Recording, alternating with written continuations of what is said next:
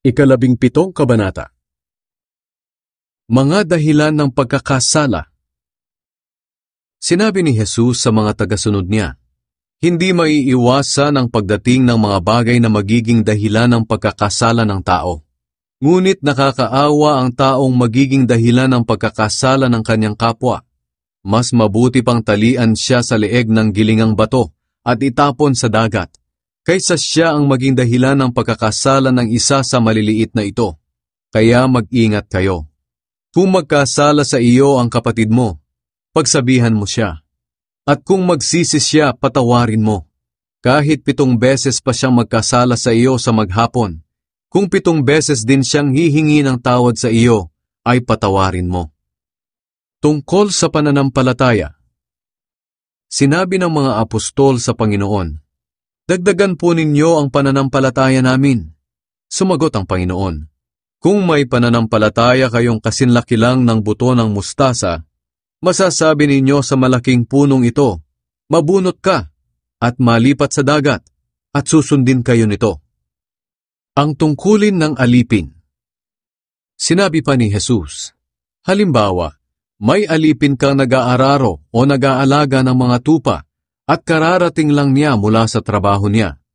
Bilang amo, sasabihin mo ba sa kanya, halika na, maupo ka at kumain? Hindi. Sa halip, ito ang sasabihin ninyo. Magbihis ka na at ipaghanda ako ng hapunan. At pagsilbihan mo ako habang kumakain. Saka ka na kumain pagkatapos ko. Hindi pinasasalamatan ng alipin dahil ginagawa lang niya ang kanyang tungkulin. Ganoon din naman sa inyo. Pagkatapos ninyong gawin ang mga iniutos sa inyo, sabihin ninyo, mga alipin lamang kami, at hindi nararapat papurihan, dahil ginagawa lang namin ang aming tungkulin. Pinagaling ni Jesus ang 10 lalaking may malubhang sakit sa balat. Sa paglalakbay ni Jesus papuntang Jerusalem, dumaan siya sa hangganan ng Galilea at Samaria.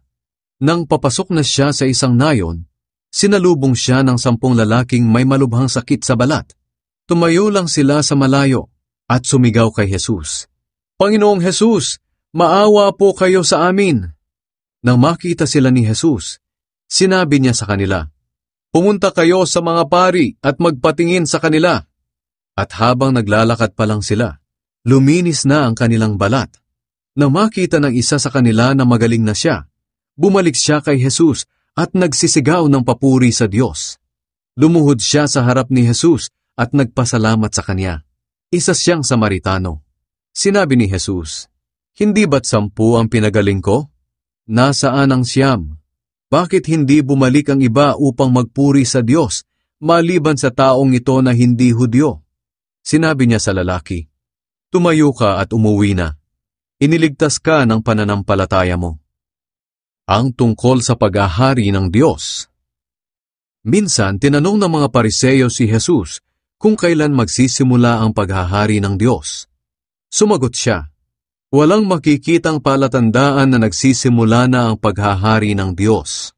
Kaya walang makapagsasabing, dito maghahari ang Diyos o doon siya maghahari, dahil naghahari na ang Diyos sa puso ninyo.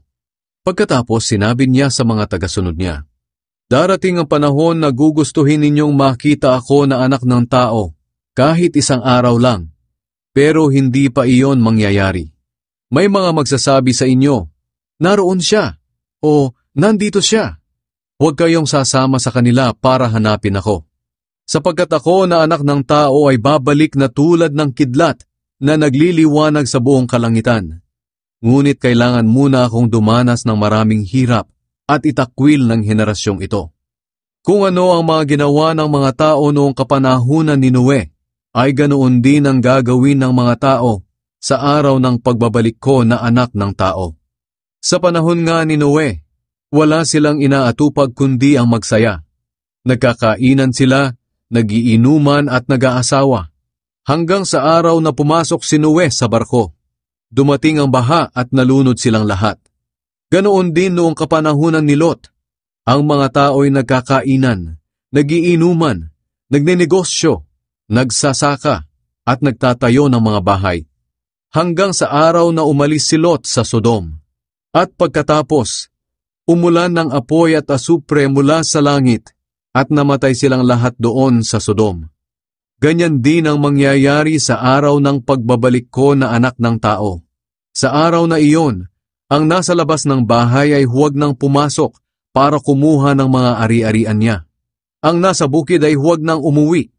Alalahanin ninyo ang nangyari sa asawa ni Lot, sapagkat ang taong naghahangad magligtas ng kanyang buhay ay mawawalan nito. Ngunit ang taong nagnanais mag-alay ng kanyang buhay alang-alang sa akin ay magkakaroon ng buhay na walang hanggan. Sinasabi ko sa inyo, sa gabing iyon, kapag may dalawang natutulog na magkatabi, maaaring kukunin ang isa at iiwan ang isa.